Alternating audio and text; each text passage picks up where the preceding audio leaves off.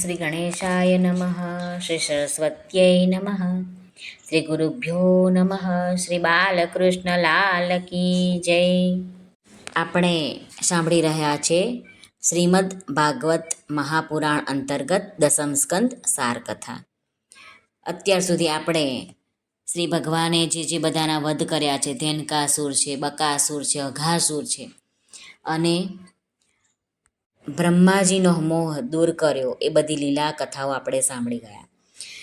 હવે શ્રી સુખદેવજી મહારાજ કાલ્ય નાગ પર કૃપા કરીને એમનું દમન કરે છે, એની કથા પરીક્ષિત રાજાને વર્ણવે છે, તે આપણે સાંભળવી છે. અત્યાર સુધી આપણે એમાં કાલ્ય નાગના પાશમાં શ્રી ભગવાન બંધાઈ જાય છે એ લીલા જોઈ, અને એ જોતા વ્રજના બધા લોકો અત્યંત દુઃખી થઈ રહ્યા હતા. આથી શ્રી ભગવાને એક ઘડી સુધી સર્પના બંધનમાં રહીને તેમાંથી છૂટી ગયા. હવે આજે આપણે આગળ એ વર્ણન કરીએ. શ્રી સુખદેવજી મહારાજ પરીક્ષિત રાજાને વર્ણવે છે કે ભગવાન શ્રી કૃષ્ણે તે સમયે પોતાનું શરીર ફૂલાવીને ખૂબ મોટું કરી દીધું. તેથી સર્પના શરીરના આંકડા તૂટવા લાગ્યા. તે પોતાનો ભરડો છોડીને અલગ ઊભો રહ્યો અને ક્રોધમાં રાતોપીળો થઈને ફણાઓની ઊંચી કરીને ફૂફાડા મારવા લાગ્યો. લાગ મળતા જ શ્રી કૃષ્ણને ડસવા માટે તેમના તરફ ટકી ટકીને જોવા લાગ્યું. તે સમયે તે તેના 2 નાસિકાના છિદ્રો, 2 આંખોના છિદ્રો અને 1 મુખ એમ 5 છિદ્રોમાંથી વિષ કાઢવા લાગ્યો. તેની આંખો સ્થિર હતી અને એટલી લાલ લાલ થઈ હતી કે જાણે તપાવેલી કઢાઈ હોય. તેના મુખમાંથી આગની જ્વાળાઓ નીકળી રહી હતી.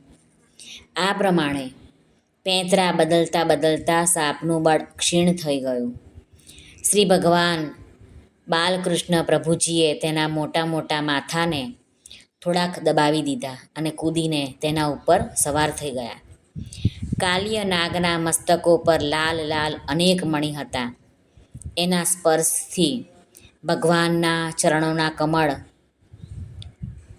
જેવા કોમળ તળિયાની લાલીમાં વિશેષ વધી ગઈ.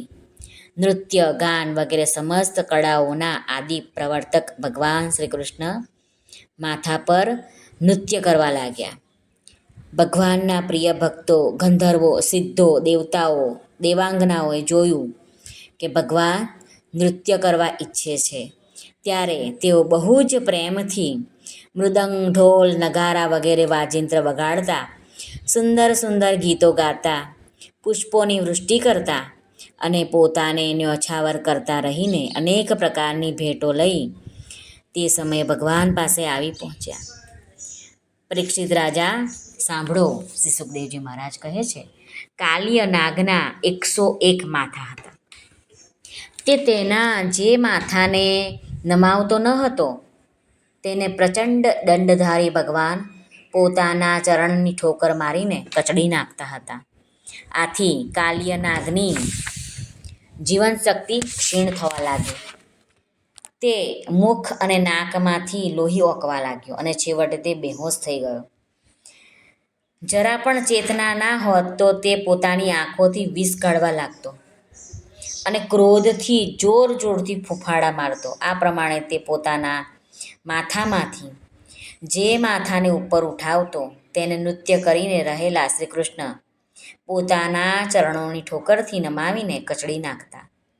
તે સમયે પૂર્ણ પુરુષોત્તમ ભગવાન બાલકૃષ્ણ પ્રભુજી ચરણો પર જે લોહીના બુંદો પડતા હતા તેનાથી એવું લાગતું હતું કે જાણે ગંધર્વ વગેરે દેવતાઓ દ્વારા લાલ પુષ્પોથી તેમની પૂજા થઈ રહી છે. પરીક્ષિત ભગવાનના આ અદ્ભુત તાંડવ નૃત્યથી કાલ્ય નાગના રૂપ છત્રો છિન્ન ભિન્ન થઈ ગયા હતા. તેનું એક એક અંગ ચૂરે ચૂરા થઈ ગયું હતું અને મોઢામાંથી લોહીની ઉલટી કરવા લાગ્યો. હવે તેને સંપૂર્ણ જગતના આદિ શિક્ષક પુરાણ પુરુષોત્તમ ભગવાનની સ્મૃતિ થઈ અને તેમનેથી ભગવાનના ચરણોમાં ગયો. સંપૂર્ણ વિશ્વ શ્રી ભગવાનના ઉદરમાં છે. તેથી તેમના ભારે વજનથી કાલિયનાગના શરીરની એક એક ગાંઠ ઢીલી પડી ગઈ. તેના ચરણોની ઠોકરથી તેના છત્ર જેવી ફણાઓ છિન્ન ભિન્ન થઈ ગઈ. પોતાના પતિની આવી દશા જોઈને તેની પત્નીઓ ભગવાનના શરણમાં આવી તેઓ અત્યંત અધીરી થઈ રહી હતી. ભયને લીધે તેમના વસ્ત્રો આભૂષણો અસ્તવ્યસ્ત થઈ ગયા હતા અને વાળ પણ વિખેરાઈ ગયા હતા. તે સમયે બહુ ગભરાયેલી તે સાધ્વી નાગપત્નીઓ પોતાના બાળકોને આગળ કરીને ભગવાનના ચરણોમાં ઢળી પડી અને હાથ જોડીને તેમણે સમસ્ત પ્રાણીઓના એકમાત્ર સ્વામી શ્રી ભગવાનને પ્રણામ કર્યા. ભગવાન શ્રી કૃષ્ણને શરણાગત વત્સલ જાણીને પોતાના અપરાધી પતિને છોડાવવાની ઈચ્છાથી તેમણે ભગવાનનું શરણું લીધું. નાગપત્નીઓએ કહ્યું, પ્રભુ, આપનો આ અવતાર જ દુષ્ટોને દંડ આપવા માટે છે. તેથી આ અપરાધીને દંડ આપવો એ તમારે યોગ્ય જ છે. પરંતુ આપની દ્રષ્ટિમાં શત્રુ અને પુત્રનો કોઈ ભેદ નથી. તેથી આપ જે કોઈને દંડ આપો છો તે તેના પાપનું પ્રાયશ્ચિત કરાવવા માટે જ અને તેનું કલ્યાણ કરાવવા માટે જ આપો છો. આપે અમારા ઉપર બહુ મોટો અનુગ્રહ કર્યો છે. આ તો આપની કૃપા પ્રસાદ છે. કેમ કે આપે જે દુષ્ટોને દંડ આપો છો તેનાથી તેના બધા પાપો નાશ થઈ જાય છે. અપરાધી હોવામાં તો કોઈ શંકા જ નથી. જો આ અપરાધી ન હોત તો આને સર્પ યોનિ જ મળી ન હોત. તેથી અમે સાચા હૃદયથી આપના આ ક્રોધને પણ અનુગ્રહ જ સમજીએ છીએ. આમ નાગપત્નીઓ શ્રી કૃષ્ણ પ્રભુજીને વિનવવા લાગી. જરૂર પૂર્વજન્મમાં આ સર્પ સ્વયં અમાની બનીને બીજાઓનું સન્માન કરીને કોઈ મોટું તપ કર્યું હશે અથવા સર્વ પ્રાણીઓ પર દયા રાખીને આણે બહુ મોટો ધર્મ કર્યો હશે.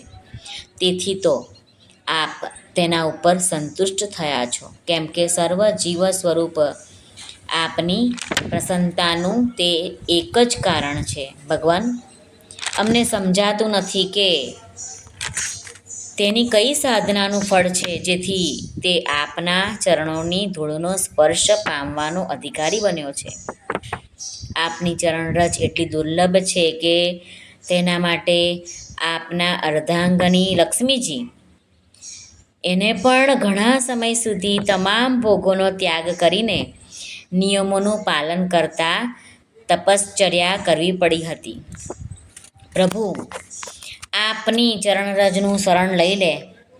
તે ભક્તો સ્વર્ગનું રાજ્ય, પૃથ્વીનો ભોગ કશું પણ ઈચ્છતા નથી અને તેઓ રસાતળનું રાજ્ય પણ નથી ઈચ્છતા. બ્રહ્માજીનું પદ પણ ઈચ્છતા નથી. તેમજ અણિમાદી યોગ સિદ્ધિઓની પણ ઈચ્છા હોતી નથી ત્યાં સુધી કે જન્મ મૃત્યુ છોડાવનારા કૈવલ્ય મોક્ષની પણ ઈચ્છા રહેતી નથી. ત્રિલોકમાં 3 પ્રકારની યોનિઓ છે: સત્વગુણ પ્રધાન શાંત, રજોગુણ પ્રધાન અશાંત અને તમોગુણ પ્રધાન મૂઢ. તે બધી જ યોનિઓ આપના લીલા સ્વરૂપો છે. તેમ છતાં અત્યારે સત્વગુણ પ્રધાન શાંત જનો જ આપને વિશેષ પ્રિય છે. કેમ કે આપનો અવતાર અને આ લીલાઓ સાધુ પુરુષોની રક્ષા, ધર્મની રક્ષા અને વિસ્તાર માટે જ છે. ભગવાન, કૃપા કરો. હવે આ સર્પ મરવાનો જ છે. સાધુજનો સદાય અબલાઓ પર દયા કરતા આવ્યા છે. તેથી આપ અમને અમારા પ્રાણ સ્વરૂપ પતિદેવને આપો. કાલિયનાગે કહ્યું, નાથ, અમે જન્મથી જ દુષ્ટ, તમોગુણી અને પોતાના સ્વભાવને આધીન બનીને પ્રતિશોધની ભાવનાવાળા ક્રોધી જીવ છીએ. જીવો માટે આપ પોતાનો સ્વભાવ છોડવો બહુ કઠણ છે. આ કારણે જ સંસારના લોકો અનેક પ્રકારના દુરાગ્રહોમાં ફસાઈ જાય છે. આપ સર્વજ્ઞ અને સંપૂર્ણ જગતના સ્વામી છો. આપ જ અમારા સ્વભાવ અને માયાને કારણ છો. હવે આપ આપની ઈચ્છાથી જેમ ઉચિત સમજો કૃપા કરો અથવા દંડ આપો. મેં તને આશા કરી તેને જે કોઈ મનુષ્ય પ્રાંતકાળે અને સાયંકાળે સાંભળશે કે વાંચશે તેને સ્પર્શથી ક્યારેય ભય ન થાઓ. શ્રી ભગવાન કહે છે કે મેં આ કાલીય ધરામાં ક્રીડા કરી છે, તેથી જે મનુષ્ય આ ધરામાં સ્નાન કરીને જળથી પિતૃઓ અને દેવતાઓનું તર્પણ કરશે અને ઉપવાસ કરીને મારું સ્મરણ કરતો રહીને મારી પૂજા કરશે તે બધા પાપોથી મુક્ત થઈ જશે.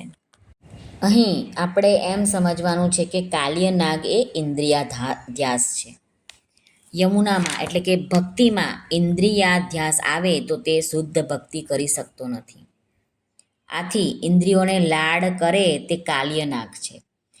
આપણી દરેકે દરેક ઇન્દ્રિયો એટલે કે આપણી અનેક ઇન્દ્રિયો છે, એને આપણે એનો વધ નથી કરવાનો, એને કાપી નથી નાખવાની, એનો નાથવા સમજાવવાની છે. ઇન્દ્રિયોને કે વિવેકથી વશ કરવાની છે, એનું દમન કરવાનું છે, નહીં કે એનો વધ કરવાનો. ઇન્દ્રિયોને રમણક દીપમાં મોકલો એટલે કે સત્સંગ મંડળમાં મોકલવાની જરૂર છે. તો આ ઇન્દ્રિયોને ભક્તિ રસની પ્રાપ્તિ થશે અને ઇન્દ્રિયોની શુદ્ધિ થશે. દરેકે દરેક ઇન્દ્રિયોને ભક્તિ રસ આપો. આથી ઇન્દ્રિયોમાં રહેલું ઝેર નીકળી જશે અને ભક્તિ દ્વારા ઇન્દ્રિયોને રમણ કરાવજો. શ્રી કૃષ્ણાર્પણમસ્તુ.